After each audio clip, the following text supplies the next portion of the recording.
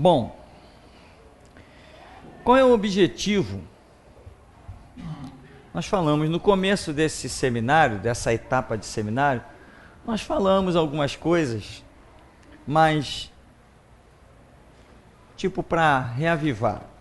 Qual o objetivo desse nosso seminário? O que nós queremos com isso? Nós queremos, irmãos, mostrar que nós não somos donos da verdade.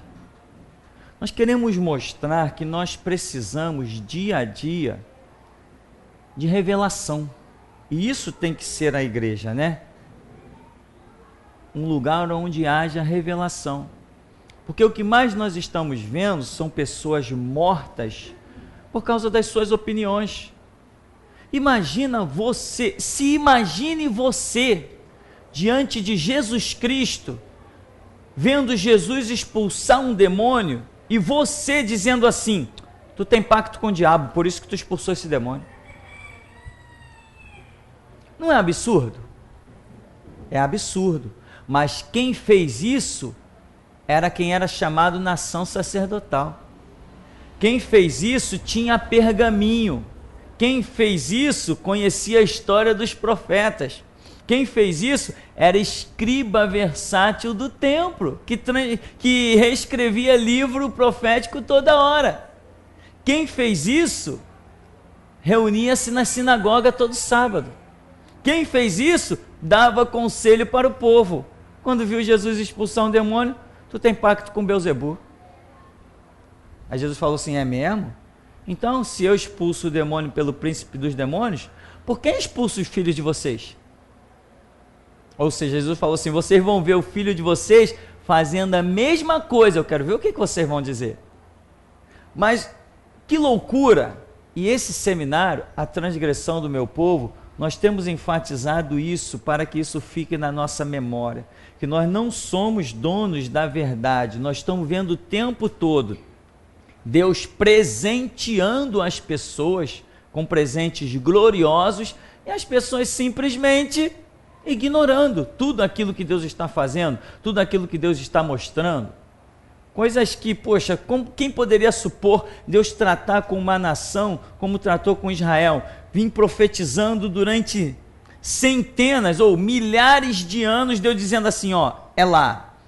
Passa 100 anos, é lá. Passa mais 50, é lá. Passa, é lá, é lá, é lá. Deus vinha mostrando: vai ser lá, vai ser lá. Daqui a pouco o é lá acontece e todo mundo diz assim: não, é o diabo, tem demônio, é um arruaceiro, é um líder de meretrizes e de vagabundos. Foi essas coisas que falaram a respeito de Jesus, o unigênito do Pai, o Todo-Poderoso, coroado com glória, majestade, santidade, líder de todas as miríades e miríades de anjos, aquele que é adorado pelos séculos dos séculos sem fim. Esse veio ao mundo e os homens deram um tapa na cara dele, cuspiram nele. Ah, tu é rei? Toma aqui uma coroa de espinho. Tu é rei? Toma essa capa aqui então, toma essa cana aqui de bastão, bate. Imagina o ser humano fazer isso com o Senhor de toda a glória, aquele que lhe deu a vida. Esse seminário tem enfatizado, eu acho que você tem percebido, tem enfatizado isto. Nós queremos com isso demonstrar que não somos donos da verdade.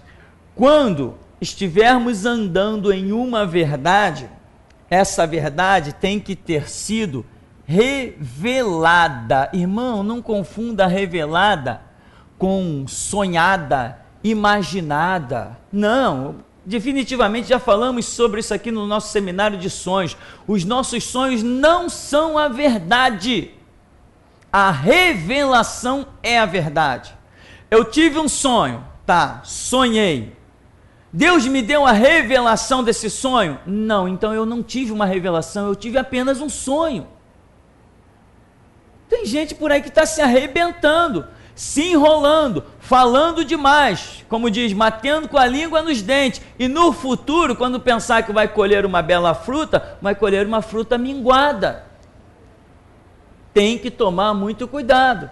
Já falei, sonhos não são a verdade. Um sonho não é a revelação.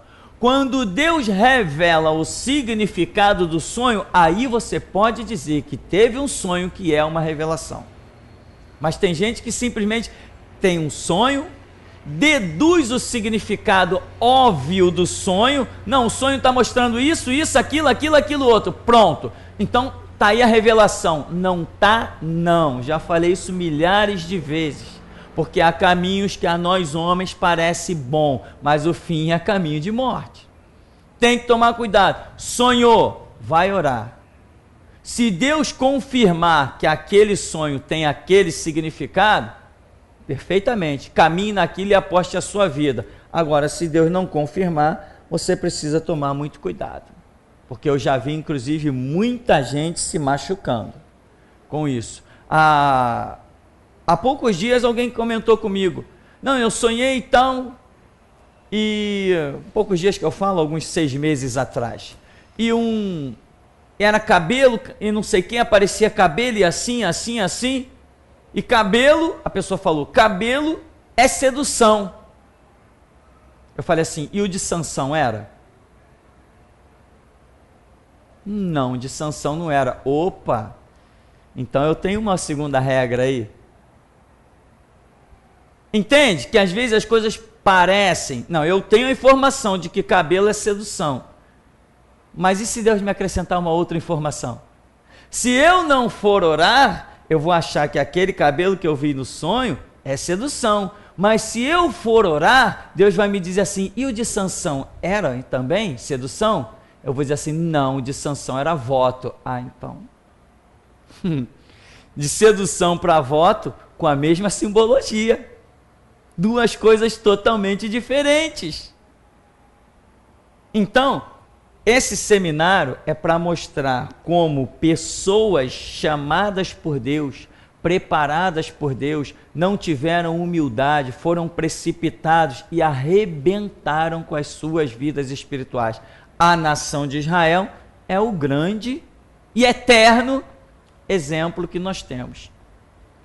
Judas é um exemplo bem particular de alguém que está ali envolvido, provavelmente curou enfermo, expulsou demônio, botou a mão no prato junto com Jesus, estava ali juntinho, tinha comunhão com todo mundo, mas acabou na ponta de uma corda. E pior, acabou no inferno, como a Bíblia diz que ele foi para o inferno. O Senhor Jesus diz que ele se perdeu mesmo, aquele ali está ardendo no juízo do inferno. Então esse seminário intitulado A Transgressão do Meu Povo é para mostrar que nós, como povo de Deus, se não vigiarmos, estamos sujeitos a erros, e a certos erros terríveis, porque quando um ímpio, quando alguém que não conhece o Evangelho, não conhece as verdades espirituais, quando essa classe de pessoas transgride, meu irmão, parece que eles estão sempre tendo uma chancezinha lá, uma nova oportunidade ou outra. Mas nós, povo de Deus, não temos tantas oportunidades assim. Por quê? Nós vemos, Maria é uma pessoa humilde, pelo que se tem relatos, nem frequentava a sinagoga, pela cultura de Israel.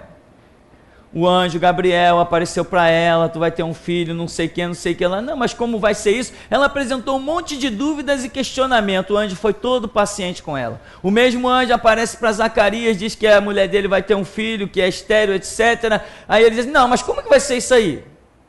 A minha mulher é estéril, eu já sou velho. Ah é? Tu não está crendo não? Tu vai ficar mudo. Um juízo decretado, situações, talvez Maria tenha sido muito mais ignorante do que Zacarias, mas o anjo considerou que Zacarias tinha muito mais, ele é um sacerdote, tinha muito mais conhecimento e seria obrigatório a ele exercer muito mais fé, porque ele está vendo que diante dele está algo sobrenatural.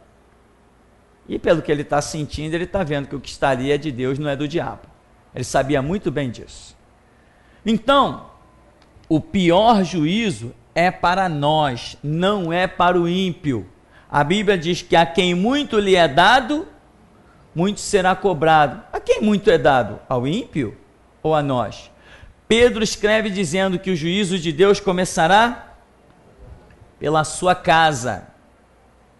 Deus vai começar a exercer juízo pela sua casa. Então nós precisamos atentar. E este seminário é para isso. Eu até coloquei aqui, a transgressão do meu povo, desvio constante. Porque é isso que nós vemos na Escritura. O povo de Deus com desvios constantes, mas sempre com aquela soberbia. Temos por pai Abraão, eu sou escriba, eu conheço, eu sei. Lembra lá de Jeremias? Bateram em Jeremias, em Micaías, bateram em Micaías. Por onde passou o Espírito de Deus para falar a você? De onde ele saiu da minha vida para falar a tua? Coisas assim absurdas, os homens foram declarando e vieram pagando caro por essas declarações infames.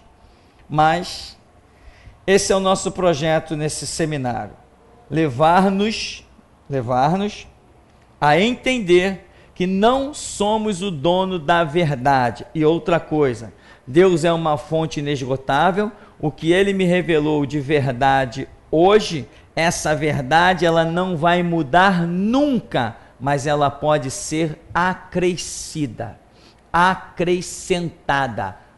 Uma verdade ela não muda jamais. Aquilo que Deus falou em Gênesis vale em Apocalipse. Aquilo que Deus falou no primeiro dia, quando colocou o primeiro homem sobre a face da terra, vai estar valendo no último dia, quando Deus tirar o último homem de sobre a terra. A verdade ela é absoluta, ela atravessa gerações, ela não muda nunca, mas ela pode ser acrescentada. Uma verdade serve de base para outra verdade. Nada podemos contra a verdade, senão pela própria verdade. Então eu não posso morrer na minha verdade. Eu tenho que ser um sujeito aberto, inteligente, sábio, acreditando que Deus possa a qualquer momento, fundamentado na verdade que Ele me deu, acrescentar outra verdade. E ambas vão se encaixando até ser completado um grande castelo. E o que os judeus fizeram? Eles tinham uma verdade? Tinham, claro que tinham. Tinham uma verdade absoluta? Sim, mas uma verdade sujeita a acréscimos de verdade. O Senhor Jesus não falou para os seus discípulos: muita coisa ainda tenho para vos dizer, mas vós não podeis suportar. Ou seja, eu já falei muitas verdades para vocês, mas eu ainda tenho mais verdade. Então eles não podiam fechar-se naquilo que tinham recebido até ali. Eles deveriam estar abertos, propícios a que novas verdades viessem ser acrescentadas. Por que Israel caiu? Porque não aceitou essas novas verdades.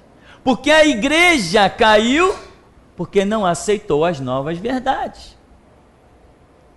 E se Deus nos abrir mais ainda portas de mídias e acesso, a própria igreja que está aí na dispensação passada vai ficar transtornada, serão os nossos principais inimigos. Já nos odeiam.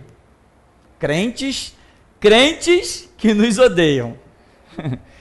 Crentes que nos odeiam, que se pudessem nos matar, nos matariam. São crentes, hein? São crentes. Tá ok? Então quero saber se alguém tem, em princípio, alguma pergunta, alguma análise, para nós seguirmos alguns detalhes. Temos aqui? Em princípio, não?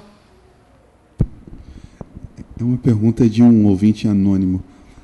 Pastor, há um fenômeno de sons estranhos no céu, como de uma trombeta, que está sendo ouvida em vários lugares do mundo, com cientistas pesquisando sobre o assunto e tudo. O que o senhor acha sobre o assunto, se o senhor estiver acompanhando isso?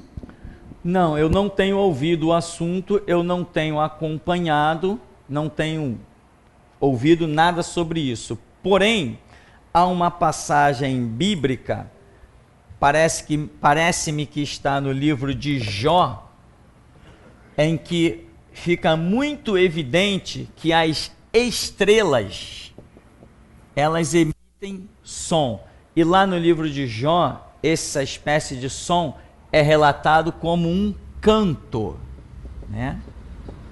E no século passado, os cientistas conseguiram gravar, com tecnologia absurda de última geração, os cientistas no século passado conseguiram gravar o som das estrelas. Eles detectaram que todas as estrelas emitem um som.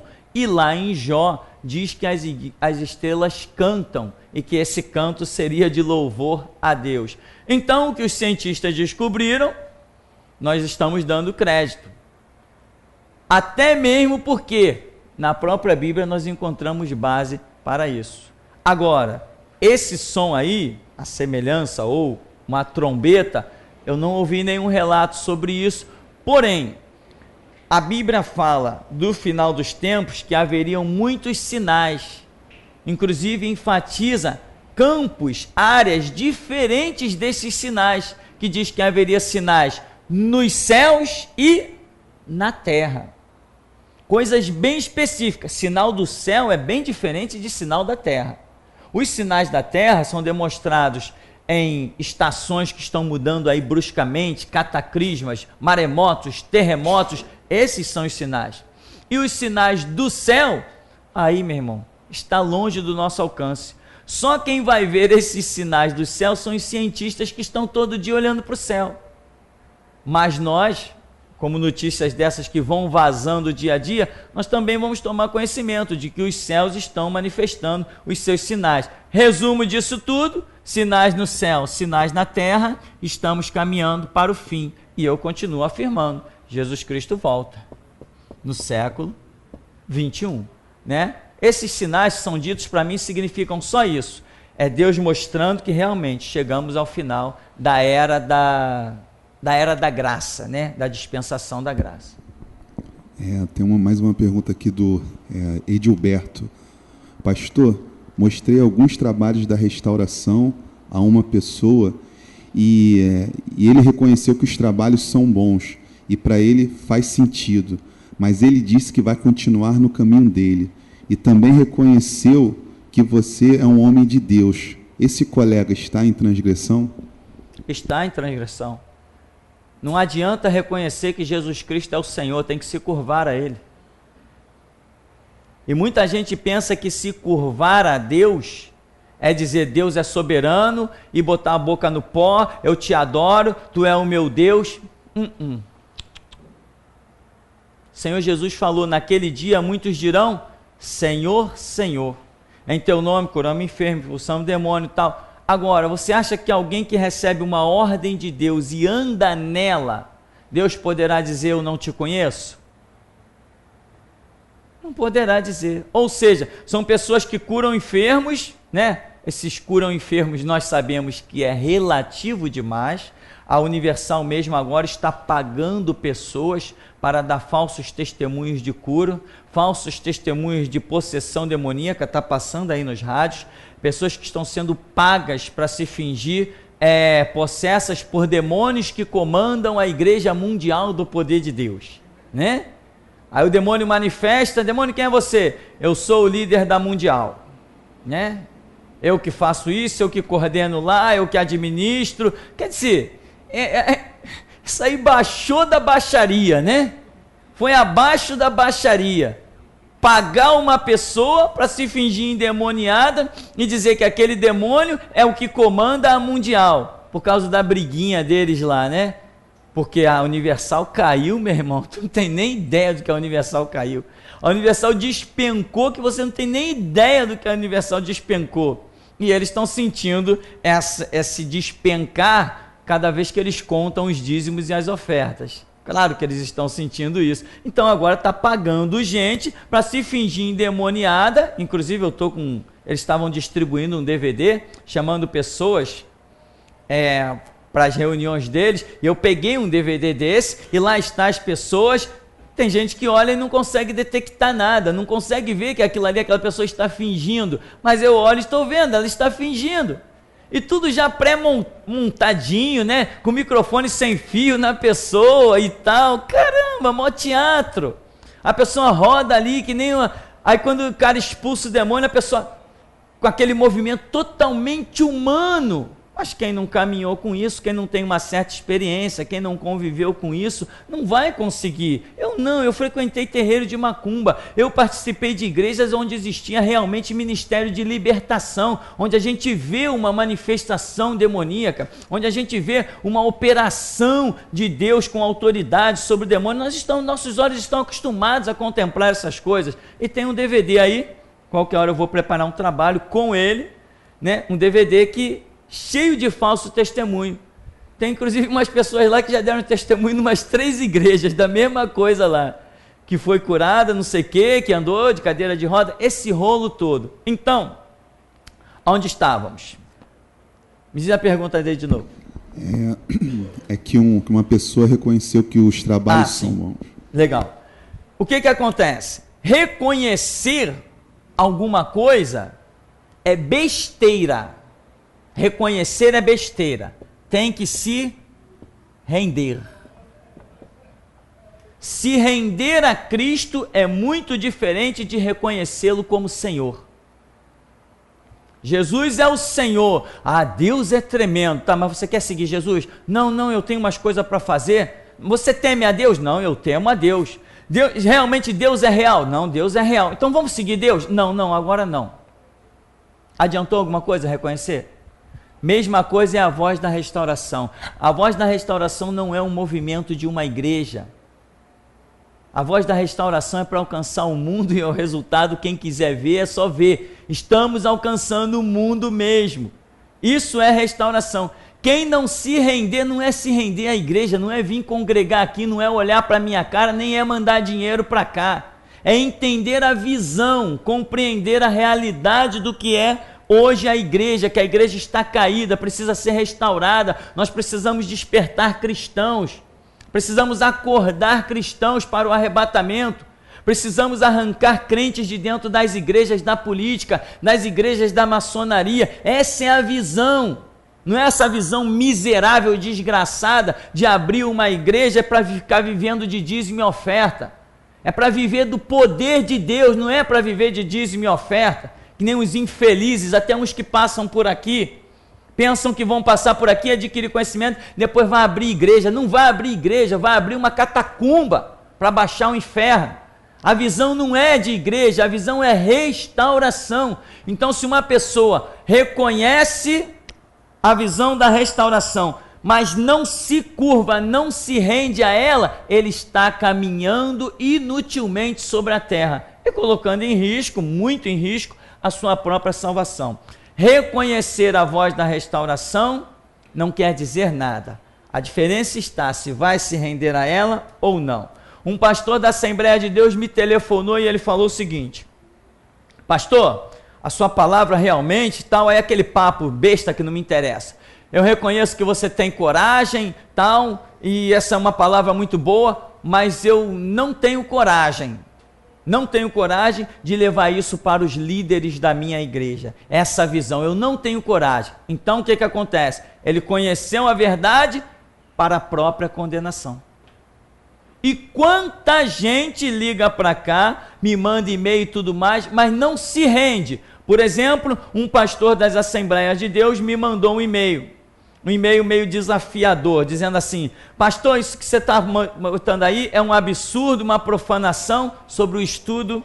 Jesus celebrou a Páscoa. Isso é uma profanação. A igreja há centenas de anos celebra a ceia e tu agora vem dizer que não é? Eu vou mandar o seu estudo para o Instituto de Pesquisa Cristã, para eles verem a tua heresia. Ele mandou. Uns 3 meses depois, o mesmo cidadão, um tal de pastor da Assembleia de Deus, me manda um e-mail dizendo: pastor, eles não conseguiram reprovar o teu estudo. Ora, se o Instituto de Pesquisa Cristã, conceituadíssimo, não conseguiu reprovar o meu estudo, não conseguiu ver erro no meu estudo, ora, então ele também não deveria se curvar? O Instituto de Pesquisa Cristã também não deveria se curvar? Mas não se curva, não se rende. Adianta alguma coisa conhecer a verdade se você não se rende a ela? Adianta isso? Não adianta. Então o caso desse rapaz aí, não interessa se ele reconhece os trabalhos, se ele acha que está certo. Aqui ninguém é palhaço, ninguém vive de aplauso, aqui não tem picadeiro. Aqui nós não procuramos fazer amigos aqui. Nosso negócio aqui é discípulo, porque a Bíblia diz, andarão dois juntos se não estiver de acordo. Então, por mais que ele reconheça a grandiosidade da palavra, a firmeza do ministério, o conhecimento, se ele não se rende, ele segue para lá o caminho dele e nós vamos ficar para cá com o nosso Jesus. Não temos comunhão, não temos parte um com o outro, e ele não está num caminho onde se possa dizer que Deus esteja agindo na vida dele. É que nem Israel. Israel, Deus está agindo, mas a partir do momento que eles conhecem Jesus e negam Jesus, acabou, eles foram entregues ao massacre do anticristo, na tipificação do anticristo. Sofreram a vida inteira e estão sofrendo até hoje. A mesma coisa é hoje com quem não tem aceitado e se rendido à voz da restauração. Não tem mais Espírito Santo para agir, não tem mais graça nenhuma. Dia a dia a pessoa vai sentindo a graça sumir, até que ela fica desesperada e não tem mais para onde ir, se desvia. Ou então vai para dentro das igrejas, dançar, sambar. Se você quiser ver samba e dança, aqui na rua, essa rua dos pisos aqui, como é que fica aqui? A Frei Caneca, tem uma igreja ali que é só botar um louvor, pronto, todo mundo se levanta para dançar, virar cambalhota, é uma festa. Aquele recalque todo do mundo que a pessoa não tinha mais como expor, expandir, agora vai fazendo dentro da igreja. Dentro das igrejas agora os jovens, os adolescentes têm as coreografias, as roupas sensuais estão dentro da igreja, tudo amarrado na cinturinha, véuzinho na cabeça. É isso que vão viver disso, de picadeiro, de palhaçada. Mas reino de Deus não tem mais na vida deles, Espírito Santo não tem mais, revelação da palavra não tem mais. E a hora que o diabo vier para tragar, eles vão ver. E aí vão recorrer, sabe a quem? A eu e a vocês. E sabe o que vai acontecer? Nós não vamos socorrer, ao contrário do que muita gente pensa. Não vamos socorrer. Aqui não tem palhaço. Não vamos socorrer. Ouviu? Ouviu. Não se rendeu? Não se rendeu. Dá seu jeito. Se viver, que viva. Se morrer, que morra. Aqui é assim, né? Então, não importa se conheceu a verdade. Importa se vai se render à verdade. Senão, não tem Deus e nós já estamos desafiando os deuses da dispensação passada há muito tempo. Tem mais perguntas? Tem? É uma pergunta da Francis, da Alemanha. Pastor, o senhor acha que se Sansão com Dalila, Davi com Betseba e Salomão com as mulheres não tivessem seguido seus próprios desejos e ouvido seus sentimentos, o fim deles seria outro? Ora, certamente. O projeto de Deus era outro. Isso aí tudo está incluído justamente nisso, na transgressão do meu povo. O projeto de Deus era outro. Ora, por acaso o projeto de Deus com Salomão era que ele acabasse louco? Não, meu irmão, eu vou dizer uma verdade que muita gente não suporta ouvir o peso dela, mas eu falo mesmo a hora que Deus me dá graça para falar. Nós não devemos nem cair enfermos se estivermos no centro da vontade de Deus. Nada nos para, nem cadeia, nem algema, nem leito de hospital. Essa é uma verdade que muita gente não suporta ouvir. Tem muita gente que está esperando, sabe o que, para o final da sua vida? Ficou velho? O velho é um conceito muito relativo, né? Você sabe, ficou velho? Aí vem as doenças da velhice. Aí a pessoa vai, é internada num hospital, daqui a pouco a família recebe a notícia: morreu. Isso é fruto de maldição. Quem anda na presença de Deus, biblicamente, a Bíblia mostra que quem está na presença de Deus não fica enfermo para morrer. Morre na hora que Deus determinou, com toda a saúde e vigor. Isto sim é bíblico. Muita gente não gosta de ouvir isso, né? Então, Salomão não tinha que acabar louco. Mas tudo o que ele fez, só podia acabar louco. Davi fez o que fez, não podia ter outro resultado. Sansão, ao invés de julgar o povo, vai morar no meio dos filisteus com uma prostituta. Sansão foi morar no meio dos filisteus com uma prostituta. Foi isso que Sansão fez. Muita gente não enfatiza isso, que Dalila era uma prostituta. Uma prostituta muito cortejada, devia ser muito bonita, muito bem paga, tá? Mas ela era uma prostituta. Foi isso que Sansão escolheu. Uma prostituta, do que ficar no meio do povo de Deus, como Deus determinou, julgando a nação de Israel. Me diz, quando foi que existiu uma profecia que Sansão ia sair do meio do seu povo para ir morar com mulher estranha, para ir habitar com alguém estranho? Me diz isso. Nunca existiu uma profecia dessa. Tem um escritor que diz lá, Sansão começou a ir para o meio dos filisteus e os seus pais reclamaram porque não sabiam que isso vinha do Senhor. Só se for na cabeça do escritor. Só se for na cabeça dele que isso vinha do Senhor. Nunca existiu nenhuma palavra que isso proviesse do Senhor. Amém, meu irmão?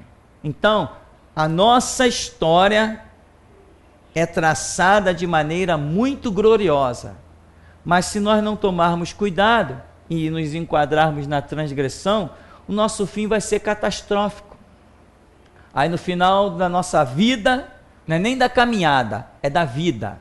Nós vamos estar lamentando em cima de um leito de hospital. Ah, Deus tem misericórdia de mim. Ah, Deus tem compaixão de mim. Nós fomos, eu já falei isso aqui há alguns anos atrás, visitar uma irmã, estava para morrer. Fomos lá, Deus teve misericórdia, mostrou várias coisas, Deus levantou ela de lá e falou assim, Deus está lhe dando uma última chance. A última chance dela era vir congregar aqui, mas isso eu não tinha autorização para falar. Falei, Deus está lhe dando uma última chance. Ela levantou da cama, depois de 20 dias em cima de uma cama, nós fomos lá orar, no dia seguinte ela levantou e foi congregar na igreja dos predestinados da vida. Eu nada disse, nada falei. Não passou mais alguns meses, voltou para cima da cama. Está vivendo, sabe como? Vegetativamente. Comida na boca e todos aqueles cuidados que nós já sabemos.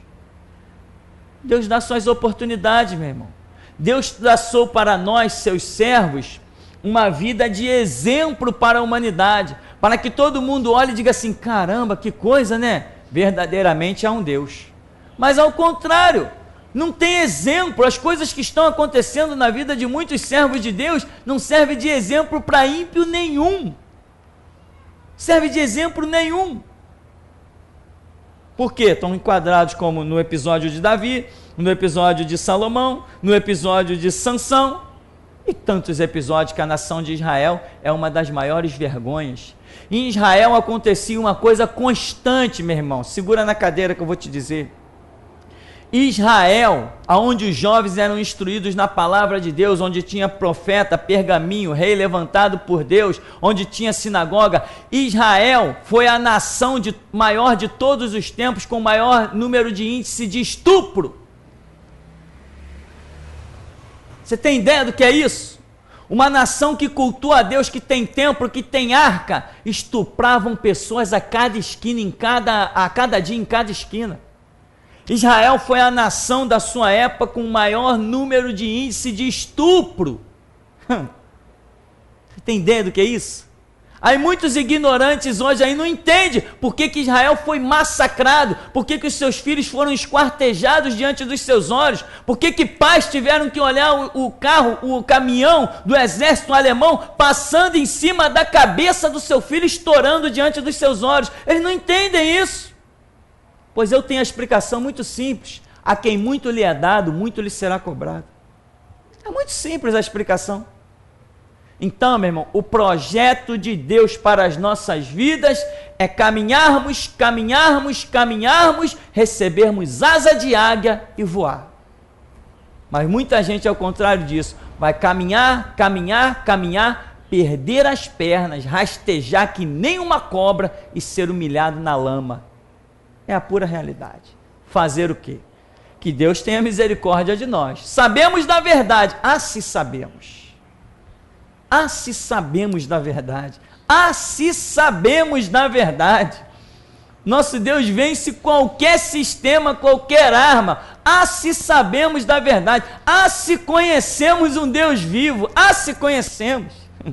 Mas parece que para alguns não adianta. Tem mais.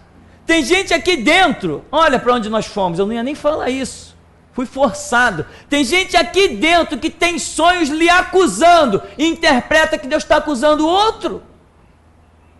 É para você mesmo, não foi você que sonhou? Aguenta as pontas, te preocupa com a tua vida, deixa dos outros. Não joga a culpa do teu sonho para cima dos outros, porque alguém aparece, não. Deus está tratando é contigo mesmo. Tem mais pergunta aí?